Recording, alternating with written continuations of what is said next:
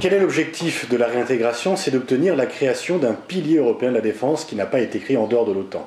Est-ce que ce pari peut réussir? Il est trop tôt pour le savoir. La France rentrait dans l'OTAN à condition que ce pilier européen soit créé.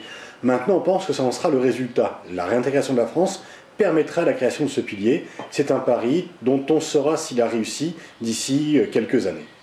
En fait, la réintégration était faite depuis longtemps. Dans la réalité, ça ne change pas grand-chose. Dans les symboles, cela change énormément et en diplomatie, les symboles sont importants. Donc on peut penser que la France gagnera du côté des Américains, qui verront un pays plus proche, mais qu'elle perdra en dehors parce que justement ces pays cherchaient dans la France ou trouvaient que l'intérêt de la France, ça soit un pays un peu différent. On pense bien sûr aux pays arabes, mais même un pays comme la Chine par exemple, la France va perdre un petit peu de sa particularité et va perdre un peu de son poids dans l'imaginaire chinois.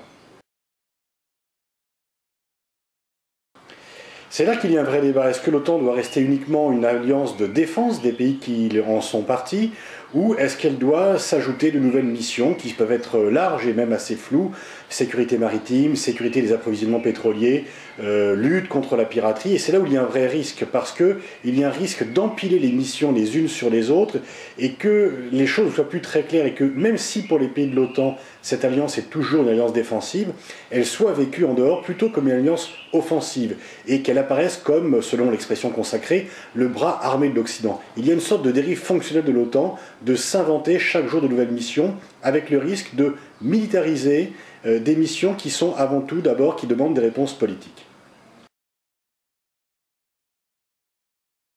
On peut se féliciter que l'OTAN n'ait pas été élargie à la Géorgie, vu la guerre que la Géorgie a déclarée à la Russie. Et pour l'instant, la priorité est quand même de faire baisser les tensions en Europe et d'établir de nouvelles relations avec la Russie, peut-être de cesser de considérer que la Russie est un pays vaincu qui a perdu la guerre froide. Et dans ce cadre, l'intégration de l'Ukraine et de la Géorgie à l'OTAN n'aurait pour effet que d'aviver les tensions au lieu de les faire diminuer.